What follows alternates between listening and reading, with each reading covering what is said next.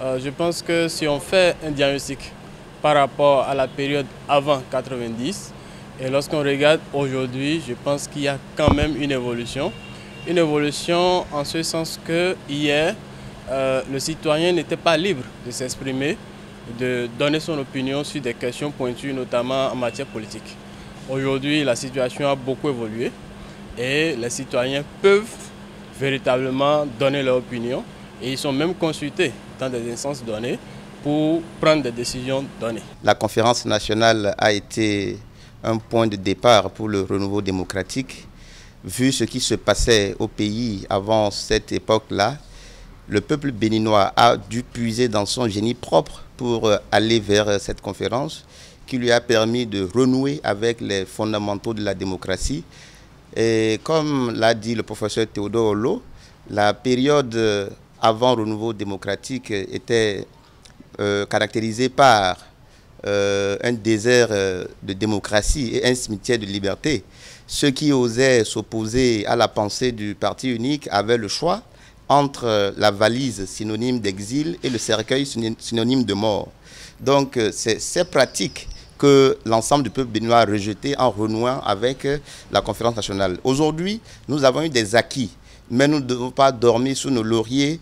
Si nous estimons aujourd'hui que ce que la conférence nationale nous a apporté n'est pas satisfaisant, c'est à nous de nous asseoir et de repenser les nouvelles bases de l'avenir de notre pays. Nous pouvons nous réjouir que nous avons une constitution qui marche tant bien que mal.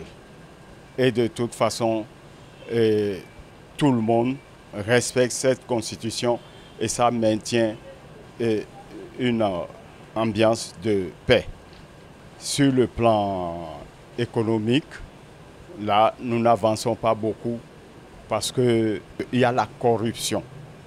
La corruption qui est en tête de beaucoup de maux dont souffre notre économie. Bon, c'est vrai que nous étions plus jeunes quand la conférence nationale s'est déroulée au Bénin. Et compte tenu de ce que nous avions suivi à l'époque et de tout ce que les aînés nous ont dit après, c'était une réussite. Puisque après le Bénin, beaucoup ont imité, mais malheureusement, ça n'a pas prospéré autant que chez nous. Et dès lors, le Bénin s'est engagé dans une voie démocratique qui, jusqu'à aujourd'hui, quoi qu'on dise, continue de tenir, même s'il y a des choses à pas faire. Bon, nous voyons tout récemment ce qui s'est passé en Afrique du Sud. J'aurais voulu que le Bénin soit aussi à ce niveau.